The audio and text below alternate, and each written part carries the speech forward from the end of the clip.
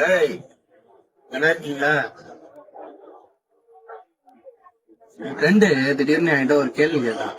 அது உங்ககிட்ட ஷேர் பண்ணீங்களா அப்படின்றதுக்காக நான் இந்த வீடியோ என்ன கேள்வினா, இப்ப இந்த பொதுமக்களுக்கு எல்லாம் கொஞ்சம் கிட்ட வாங்க. பொதுமக்களுக்கு எல்லாம் நிறைய பேர் சேவை பண்றாங்கல்ல, இந்த தண்ணியில இருக்கிற காசை கொஞ்சமா கொடுத்து ஹெல்ப் பண்றாங்கல்ல. இப்ப சாப்பாடு போடுறாங்க, இல்ல இவரு லாரன்ஸ் வந்து இந்த டிராக்டர் வாங்கி தராரு, ஆட்டோ வாங்கி தராரு, இந்த கூல் சர்வீஸ் கூட இப்ப ஆட்டோ வாங்கி கொடுத்தாரு. அப்புறம் அந்த பாலா வந்து அவர்கிட்ட இருக்கிற காசு எல்லாத்தையும் கொடுத்து ஹெல்ப் பண்றாரு. அப்புறம் நிஷா, நிறைய பேர் இருக்காங்க. அந்த மாதிரி பேர் தெரியாத நிறைய பேர் இருக்காங்க. இவங்க எல்லாம் ஹெல்ப் பண்றாங்க. அந்த ஃப்ரெண்ட் என்கிட்ட என்ன கேள்வி கேட்டாருன்னா, இவங்க எல்லாம் ஹெல்ப் பண்றாங்க, நம்மளுக்கு நல்லது பண்றேன்னு சொல்லிட்டு இந்த அரசியல்வாதிங்க எல்லாம் கரை வெட்டி கட்டினவங்க எல்லாம் இருக்காங்க, அவங்க எல்லாம் என்ன மச்சான் பண்றாங்க அப்படின்னு வந்து கேட்டான். என்னதான் அந்த தாக்கம் வந்தது, என்னடா கரெக்ட் தானே, அவங்க எல்லாம் என்னதான் பண்றாங்க அப்படின்னு.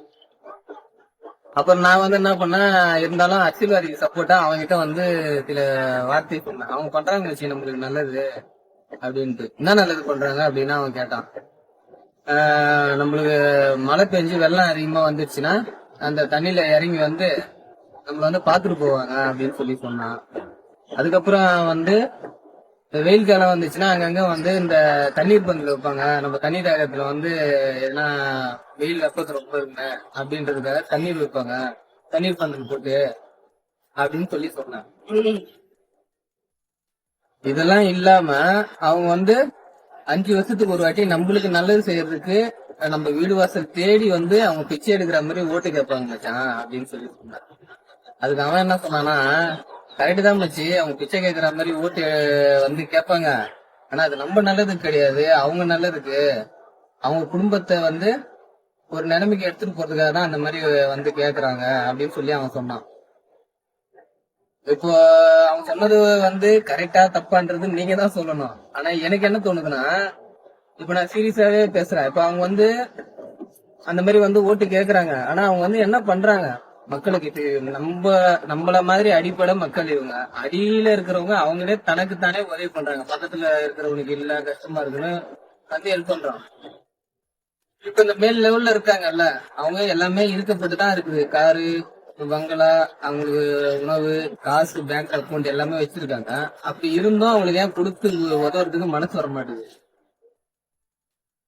அதுதான் என்னுடைய கேள்வி. அது வந்து நான் எல்லாரையும் பார்த்தும் கேட்கல. இப்போ சில அரசியல்வாதிங்க, அதாவது நல்லது பண்றதுக்குன்னே வந்தவங்க இருக்காங்க. உதாரணத்துக்கு சொல்லணும்னா விஜயகாந்த் இருக்காரு. அவர் வந்து என்ன பண்றாருன்னா, அவர் பண்ண நல்லது வந்து நம்மளுக்கு தெரியல, ஆனா இப்ப சமீபத்துலதான் எல்லாருக்குமே தெரியுது அவர் வந்து பண்ணது. அவருடைய சொந்த செலவுல வந்து சாப்பாடு எல்லாருக்குமே போட்டிருக்காரு. தினமும் சாப்பாடு போடுற மாதிரி ஏற்பாடு பண்ணிருக்காரு. சொந்த இடத்துல வந்து வீடு கட்டி கொடுத்திருக்காரு. மத்தபடி நிறைய பேருக்கு ஹெல்ப் பண்ணிருக்காரு அப்படின்ட்டு இப்பதான் நம்மளுக்கு தெரியுது.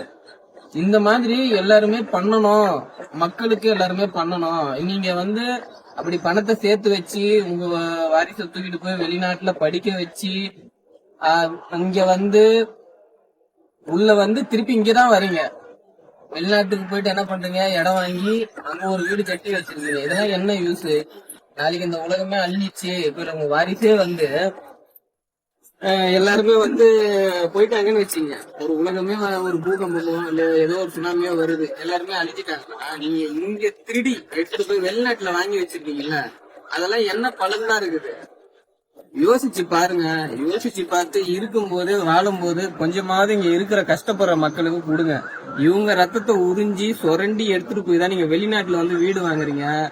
அப்புறம் என்ன பண்றீங்க, ஒரு இங்க எப்படி கஷ்டப்படுறாங்களோ பிச்சைக்காரங்க, அதே மாதிரிதான் நீ எவ்வளவு பணம் வச்சிருந்தாலும் பிச்சைக்கார மாதிரி தான் வெளிநாட்டுல போயிட்டு உன் பையனை வந்து படிக்க வைக்கிறீங்க, பொண்ணை படிக்க வைக்கிறீங்க.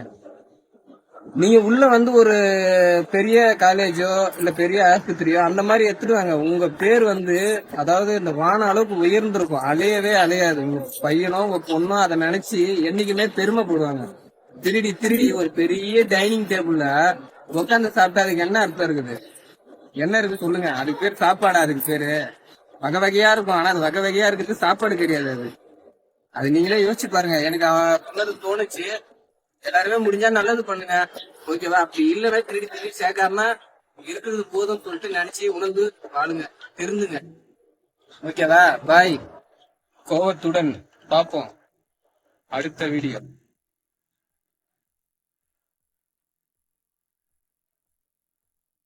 தனி ஒருவன் நினைத்து விட்டால் இந்த உலகத்தில் தடைகள் இல்லை.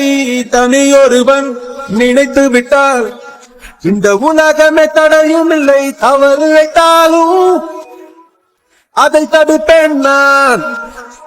சுடும் தீமைகளை தினம் அழிப்பேன் நான். தனி ஒருவன் நான், தனி ஒருவன் நான், தனி ஒருவன் நான்.